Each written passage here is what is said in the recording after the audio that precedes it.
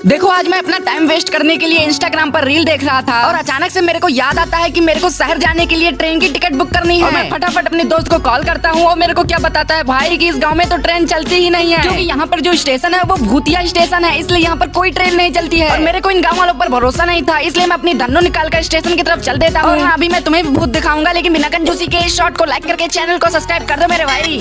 और मैं तुरंत स्टेशन पे पहुँच जाता हूँ। और ये क्या भाई, और ये ट्रेन पटरी के नीचे कैसे खड़ी हो सकती है यार? कौन हो तुम? यहाँ से चले जाओ वरना मैं तुम्हारी जान ले लूंगा। कौन हो तुम और सामने क्यों नहीं आते? और ये क्या, ये ट्रेन अपने आप कैसे चल रही है? और ये क्या, ये जमीन के अंदर कैसे जा रही है भाई? यहाँ दोबारा लौट कर आना मत वरना इस ट्रेन के साथ तुम्हारी भी जान ले लूंगा मैं। मतलब इसमें सच में भूत है? अरे भाई ये हड्डियाँ टूट गई है।